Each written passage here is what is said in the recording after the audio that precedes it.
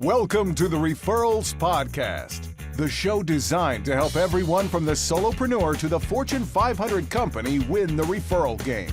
If you want to build a company with an army of ambassadors and raving fans who speak highly of you and refer you willingly, you are in the right place. And now, here is your host, Michael J. Maher. Hi, this is Michael J. Maher, your humble host of Referrals Podcast. And we have a very special edition today. We had people tell us that they took hundreds of pages of notes during the Daily Dose episodes. So we thought what we would do is put together a highlight video of sorts or a best of for certain sessions that we had during the month. This is the best of March. And I have to tell you, I'm thoroughly proud of the way my team jumped ahead and truly did something, implemented the Daily Dose very quickly, and produced a podcast every single day. For a month is what we were doing, and we jumped to over 20 a month starting in March. And so this is the March forward. This is the March highlight video of sorts, and you're going to learn more about success. In the very first session, CR 101, I discussed, do you want this to be a mess or do you want this to be a success? And I used an acronym for success. The first S of success was structure, and how to get structure and how to create structure. And I love Neal Smith's session during March where he talked about time management and bringing structure to your schedule. The second thing that I talked about was like take care of yourself, self-care, and what it was going to be like for you during the quarantine and how to really manage yourself, including, you know what, you need to go to bed at the same time. You need to wake up at the same time. You need to really take care of yourself, be healthy, stay at home, so on and so forth. And we talked a lot about self-care. And then the C was for clarity. And I discussed some of the questions that we can ask ourselves to improve our clarity. One of those is, what's our biggest challenge right now? Another one is, what's our biggest opportunity right now? Another one is, where do we have momentum? Where do we have momentum? Do we have a momentum with certain clients? Do we have momentums in a certain neighborhood? Do we have momentum with certain relationships or people? Do we have momentum with a certain project that we're doing? Whatever it may be. And then I also tapped into what is the one thing such that by doing it, everything else becomes either easier or unnecessary. The one thing question from the book, The One Thing with Gary Keller. Those are all clarifying questions. And we all know that clarity is power. The second C in success was communicate, but not just communicate. I even took those who are implementing the 7L system and generosity generation, where they've been doing this communication with their database, with their community for quite some time. And I said, all right, if you haven't been doing that, communicate. But if you have, it's time to communicate even more.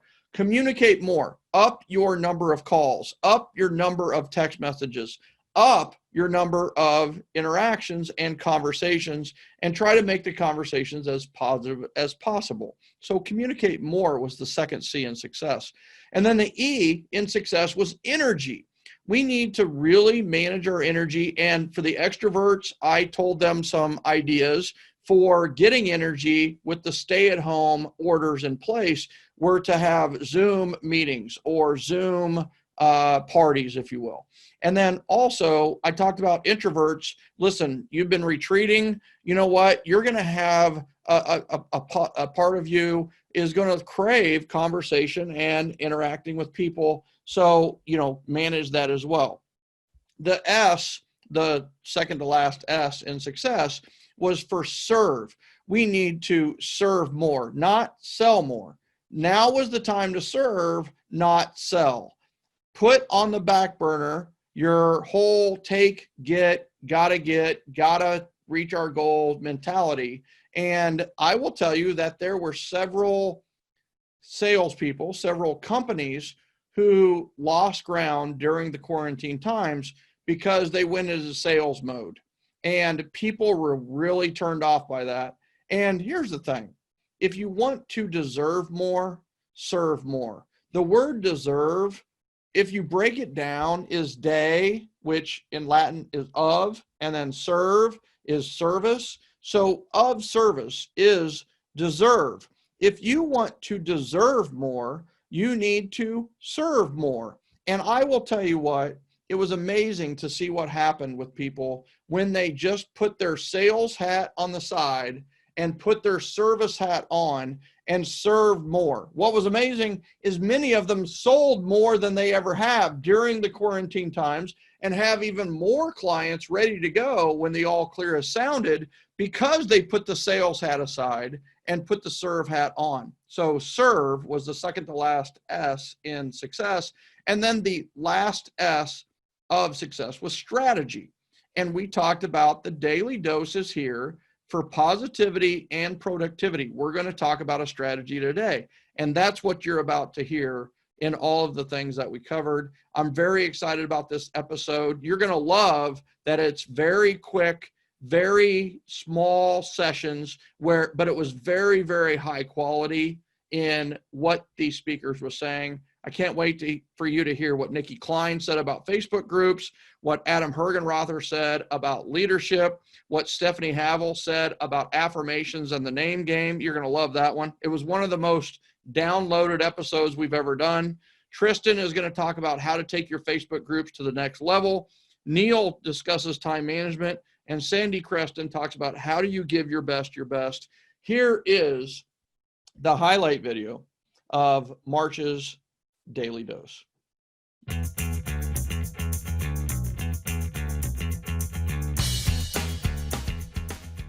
Here are the 7 things that matter most. You can control them and they matter. So here are the 7 things that matter most. Number 1 is mindset matters. Number 2, minutes matter, obviously. 3, message matters. 4, momentum matters. And we're definitely going to talk about that. 5 is mentors matter. And I'm going to surprise you with a couple of things there. The map matters. And then the 7th is mastery matters.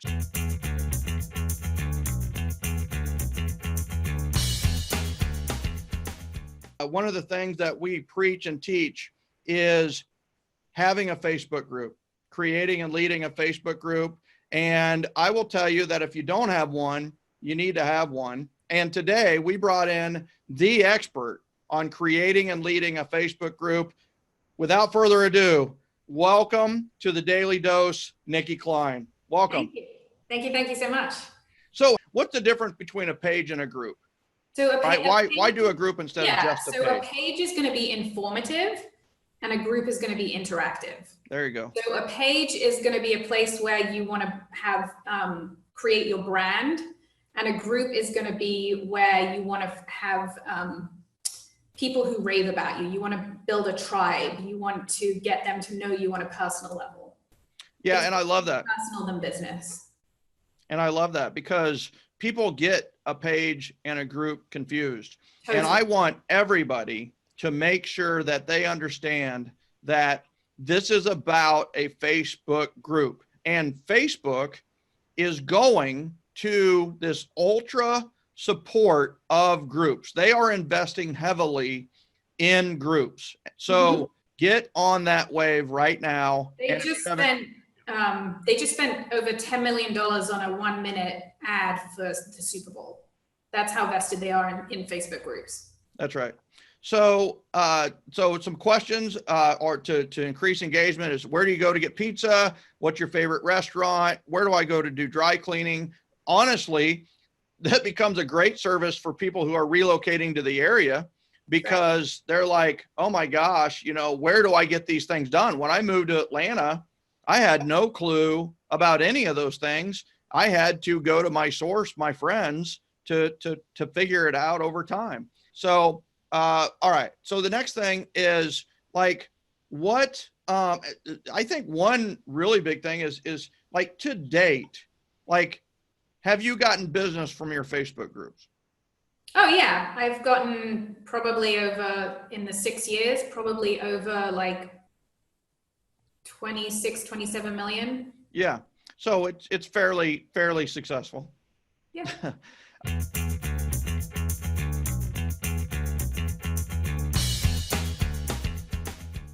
Today, we have a very special guest with us. We have Adam Hergenrother, who is a leader of leaders. This guy is one of the top entrepreneurs and owns a real estate company. This guy is, I've known him for quite some time now, and I've been blessed to be able to call him a friend.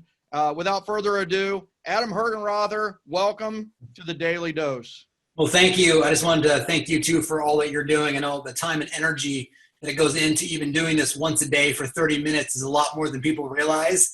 So thanks for all putting out the positive energy and keeping people focused. I mean, I think one of the things that being a coach is right now, which everybody is a coach, is to make sure you're keeping people focused and leaning into what is most important that they need to lean into. And you just continue to spread that message. So thanks. How do you stay centered? I mean, things are chaotic, right?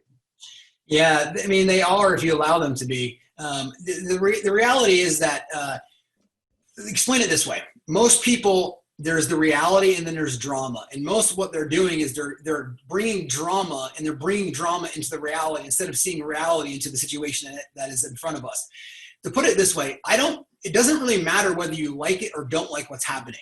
And the minute you start creating a preference of whether or not you like the reality or don't like the reality, the only thing that does is then trigger the mind to say, I don't like this. So now I'm going to go figure out and cause all these other additional thoughts about why I don't like this and why it should be somewhere else and somewhere different. Instead of actually understanding and going, to me, it doesn't really matter whether I like it or don't like it. If the event has already unfolded and it's sitting in front of me, now my job as a leader is to center myself and saying, it's here. It doesn't matter if I like it or not. Now I have to come from a place of clarity. But if you're caught up in the mind, where the mind is literally taking you, and think about this from even like a self-indexed perspective, you say, I don't like this situation. Well, it doesn't really matter whether or not you like it or not, right? I mean, that's just saying, why do I not like this? So then you come back and say, well, I need to center myself first. So a technique that I teach to all of our, 400 plus employees in our organizations is, it's called 3-2-1 relax. And it's a very simple technique. And what it does is, the minute your mind starts going out of control, right? Meaning that's what mindfulness and wake up, all that conversation is about, is that your mind starts to take you off the path of clarity. And when that happens, you bring you back and say 3-2-1 relax, and drop your shoulders and literally just breathe out as you do it. And what it'll do is it'll bring you back into the present moment, which brings you clarity into what the next action step is. And the thing is, when you're operating from the lowest part of you, you're still going to take action, and you're still going to take action when you have clarity. It doesn't mean you just lie back and say, hey, a tiger is chasing me, eat me, right? You get centered first. Then as the place that you're operating from, the decisions that you're making are no longer from the lowest part of you. You're operating with the best intentions of the larger community at hand. And that becomes the benefit. The more you can stay centered, the more and the better and the quicker decision-making you can have. Here's the other thing, is as you start to bring this into your practice each day, whether it's a morning routine or any of the techniques that you're doing, what it also does is it gives you a sense of more of just knowing what to do versus having to go and try to articulate it and all this information. It's like, I explained, it's like, not to touch an oven. It's not like you go to your mind and tell you not to touch an oven. You just a knowingness that it's hot. So you just know it. The same thing in leadership. The more you practice this, the more you practice you having clarity, there just happens to be this inner knowingness that says, okay, I know what to do now. And it comes from a different place than the mind in itself. So a technique that I would definitely bring into all of the listeners that are there is 3-2-1 relax. And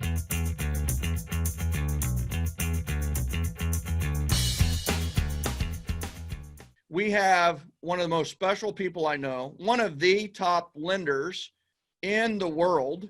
And I'm not talking top female lenders or top male lenders. I mean, one of the top lenders in the world, runs a robust, strong, powerful team. And she's with Wells Fargo. She's out of Minnesota. And I would like to welcome with open arms to the Daily Dose, Stephanie Havel. Stephanie, welcome. Hey, how's it going?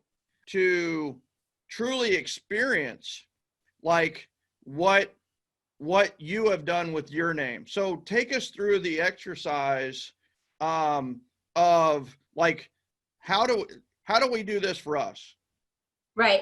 Awesome. Well, if you too, so I, thanks to Nikki, I did create a Facebook group. So it's the name game and I am affirmations. And on that page, or you can just do it on a piece of paper. So you can write your name vertically if you can download that heart, or just vertical on a piece of paper, just write down the left side of the page. Yeah, and a word or a phrase. And it's really, again, if you think about my story, and I've done this with so many people, and a lot of people have already shared their names on the Facebook group, which is so awesome. And again, it's who you really believe you are. It's how are we going to get through this, right? What is our new normal, and how am I going to do this? And when we're all out networking and we're talking to people, and somebody says, so Stephanie, tell me about yourself. Who are you?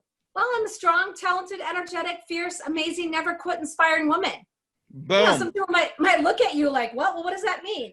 Well, strong. I've had to endure some things, and it really opens up so much dialogue with people. And I hope, like I said, if your kids are listening, what a great way for parents and kids. And I know when you did this with Max, Max was mighty, awesome, and extreme, right? And you said Max is extreme. He is all of those things. And what's so great is when others are choosing the words. I've had friends, and I can think of words that, start with different letters for them, but it's who they are. It's who they believe that they are. Yeah. My dad is Rudy. He's resilient. He's unstoppable. He's determined. And his why is yippee.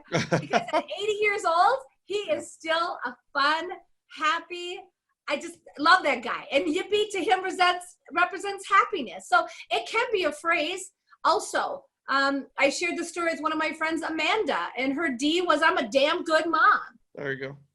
So think about those things about really what your name, again, not only means to you, but how you want to live out your name and other people to see you, and how you're going to leverage that affirmation to get through those challenging times.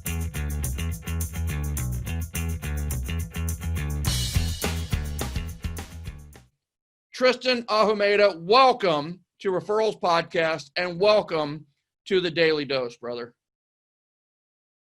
Yeah, so thanks for having me, man. I appreciate this. I just shared this into Lab Codes too, so we're excited, dude. I think I got like 3 different texts already from, hey, you're with Maher right now. I'm like, yeah, that's right. So thanks for making a difference in all of what's happening right now, because people need to hear more strategic things, right? Yeah. Besides just the positivity that you give, which is amazing. Yeah. I think things that we can apply to our business now and after this is done, right? That's exactly right, right? That's why we call it the daily dose of positivity and productivity, is because honestly, you can run your life pretty well if you run it on positivity and productivity. The first thing is you think of the group, think of what your passion is. The number 2 thing is you brand it. And so the very first one at the top was our logo, that little dog with the magnifying glass. Yeah. I got that on Fiverr, and they really messed that one up because I didn't want a detective. I wanted a science dog, right? Yeah, it's like the Sherlock Holmes of. That's terrible. And then the progression was this dog with a beaker, because it's a lab, right? It's a lab. And then it shifted over to that. I bet that logo was lab approved. It was, dude. Yeah, that's right. It was lab approved. There you go. So funny. And then this is where we're at now. Yeah, beautiful. Right?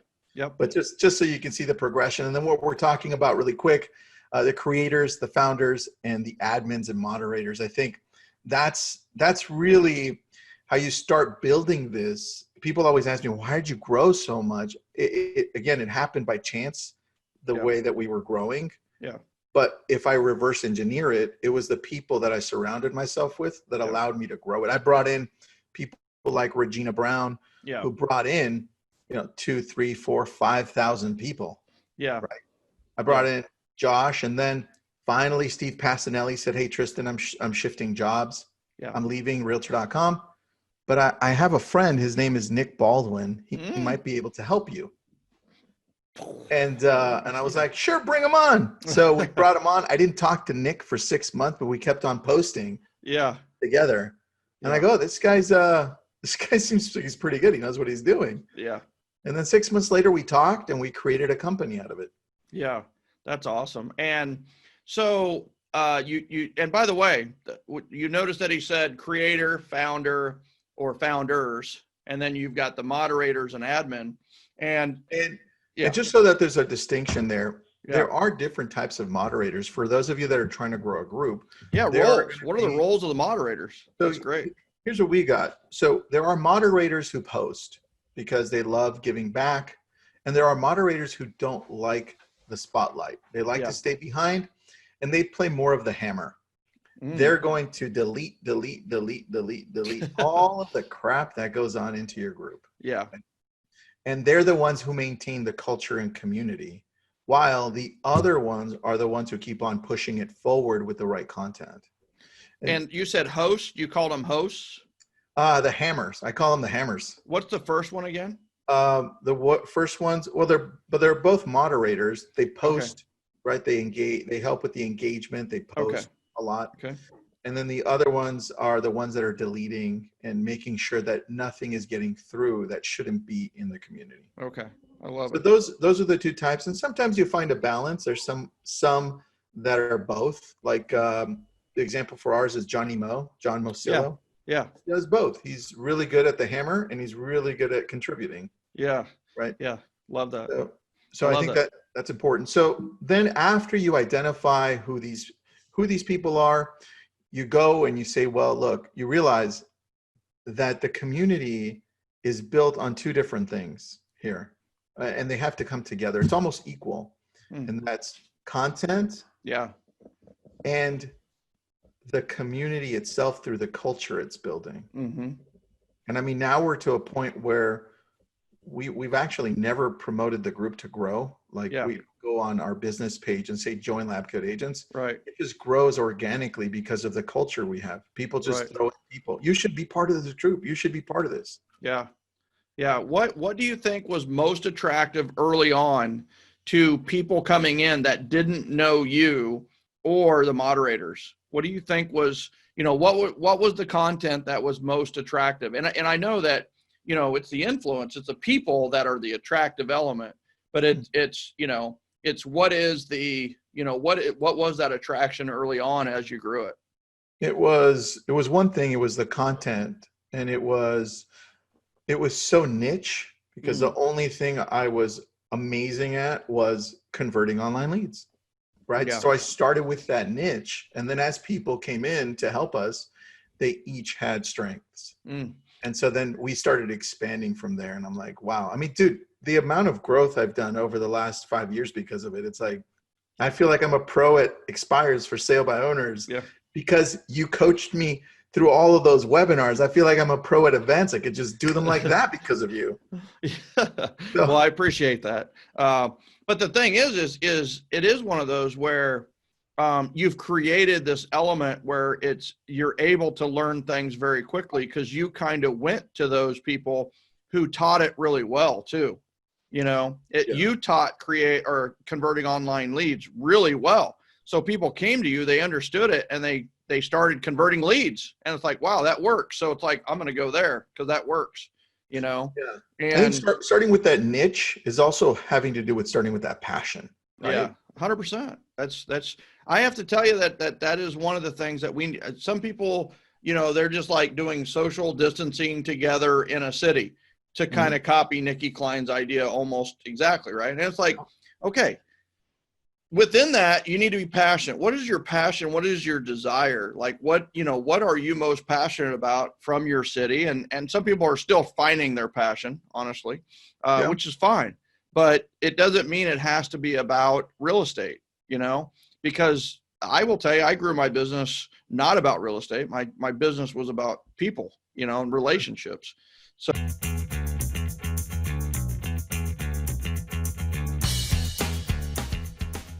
today's episode, I am so honored and humbled to have this guest on. He is a high-level coach, and he's a high-level lender. So not only does he coach, but he also does it, which we love here at the Generosity Generation. So without further ado, all the way from Sacramento, California, let's welcome Mr. Neal Smith. Welcome, Neal, to the Daily Dose, the edition of the Generosity Generation. Hey, Michael, I think this is a great idea, by the way. I think this stepping up and doing this, it's awesome. And I really appreciate you letting me come on and share some ideas. So what's the 1 degree tweak that I could do today to make progress on my time block? And I kind of want to preface this question with, here's what so many teachers like Dan Kennedy and a lot of these teachers teach is they say, all right, what's your ideal day? What's your perfect day? What's it look like? And then people write out like 3 hours of lead generation and then maybe lunch and then, showings and appointments and, maybe dinner. And they get this huge giant 2-week time block done. And then they try to go live it and everything breaks because it's too much, right? It's trying to do a pivot. Many people are trying to do a pivot. They're trying to go from where they were, which was a pretty regimented schedule, especially around school. And now they've got no schedule. We can't go from no schedule to a really regimented schedule in one day. This is going to take a tweak. Would you agree with that? Absolutely. Yeah. When you say 1 degree, and it's hard because the one thing that I figured out and that I've taught on about time blocking that a lot of people haven't done before, and I'm sort of surprised, to be honest with you, is you take, what I believe you do is you take your ideal schedule, and then what you do is you say, what did you actually do? Yeah. Very important. And then you look at it and look at the delta or the change or the gap, whatever word you want to say, and go, well, really, is that utopian schedule, was that really where I wanted to be? Because then you have to get into your why and all of that other stuff. But the key is what's that gap in measuring that and being real with it. I can't tell you how many people I've coached on this, and they give me this schedule that is just awesome. I mean, I got tired looking at it. I got exhausted that they're getting up at 3:45 in the morning and they're going till 7:30 at night, and they don't even have time for dinner. I mean, I'm going, wow, these guys are Navy SEALs. I mean, these are amazing. And guess what happens? Like 2 days later, I check in and they're going, how'd it go? And they're like, not so good. And so that's the part of it, is you have to realize where you're at.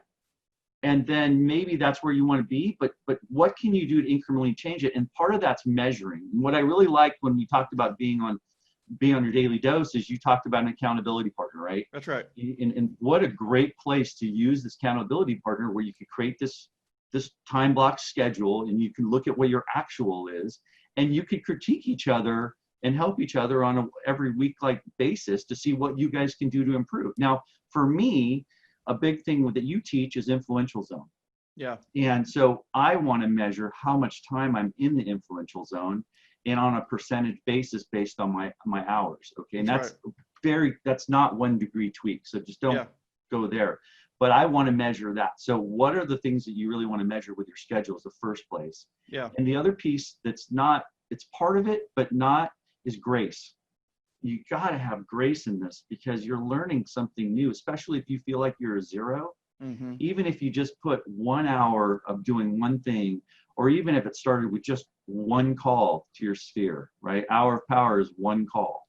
Yeah. Just so you can get a habit, because that's the part of it that we're talking about here, is changing some habits. That's really great important. coaching. That is great coaching right there. Is don't block off an hour for calls. Block off 1 call. So block off an hour for 1 call, right? And if you get that call done during that hour, then you win.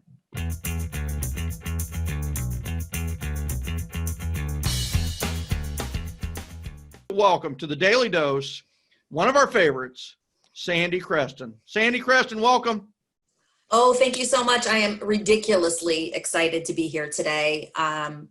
I love the heart. I love the message. And I believe in this sea of uncharted waters, a little dose is going to go a long way. So giving your best really means, instead of spraying and praying, and instead of thinking in terms of quantity, we're going to think in terms of quality. We're going to build quality relationships with quality people. So we're going to give the best people we know our best, which is our highest energy, highest effort, highest conversations, highest value, and we're going to focus on a few. There's a great book called The Vital Few, where I got this from, actually. I mean, way back when. And we're going to focus on the few, and we're going to forget about the bulk and the mass, and we're going to focus on the few, and the few is going to take us to the next level. And so what you've discovered is that when you focus on the quality, you get quality. When you focus on the quantity, you get nothing. When you focus on the quality, you get a quality, but here's what's really cool. When you focused on quality, you get a quantity of quality. And that's what, in fact, that you're in that period where like you're getting a huge quantity of quality, and you get into this dissonance, which is I have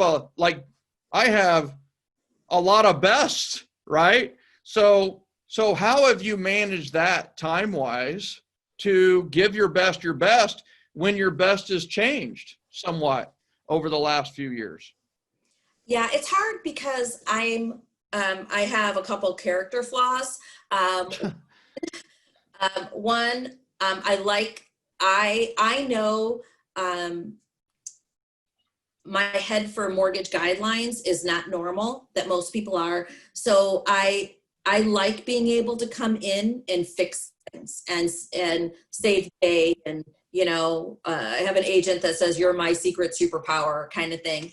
And I like that, which is a character flaw. It's also a flaw for the business because then I tend to come in and have to save the day on deals. Yeah.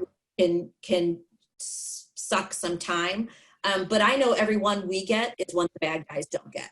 Yeah. And I think then what I've done is I've really had to, and I'm not perfect at this. I fail at it at points where I look at who my best really are.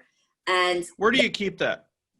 I keep that in a Google Share Drive so that my team and I both know where it is, and also in my database. Okay. So you've got your best in one place. So part of giving your best is identifying and assigning a place for your best. So one of the things that we've been doing with the Daily Dose and Catalyst for that matter is your first 25 or top 25. If you have a movie theater for 25 and it's free, who are you inviting to the movie? Right? The best, most energetic, funnest, greatest people you know. And then it's like, oh, the movie theater just said, you know what? We've got a 50-seat theater open up to you. Do you want it? And you're like, yes. And then you're like, all right, who are the next 25? So everybody this week, by the end of the week, should have identified their top 50, which is your best. It's your best 50 or your top 50 or your ambassadors and champions, whatever you want to call it. But it's great that you have you have a Google Drive and you have a Google Sheet that has this list of your top people. And what do you keep on those people? What do you have, their mobile phone? Do you have their email, or is it just a list of the people? Well, it kind of does, like, say that you had the movie theater of 50 and they came back and said, who are your 25? And so 25 get me. Okay. Those so are you just keep people, it to 25 no matter what. Yeah. I mean, sometimes, 1 month it could be, okay, we've added somebody. Like we have a listing agent that loved it and already we've picked up 3 referrals in the last month from her. Yeah. So now that changes because my top is not written in cement. Yeah. It's changing, but my best are going to get me. Yeah. If I'm not your only lending partner referral, then that's going to go down to one of our loan officers. Okay. Not to be mean, and I help everybody, but I've only got so much time. Yeah. And, so we're going to say, okay, they get my top 25. So I've got them segmented in my Jungo database, so I can do a lookup in, 2 clicks of a mouse and know who my ambassadors are. Okay. And so that's there. I also have it in an Excel spreadsheet in our shared drive so that my 2 loan officers have the list. So when a referral comes in our lead tracker, that's a shared drive. We see who it is and we know what the list is. And then it's, if I see it coming in, I'm available, I'm picking up the phone. I see Frank calling in right before we jumped on the call. I know he needs something. He's my best. I'm taking the phone call. Yeah.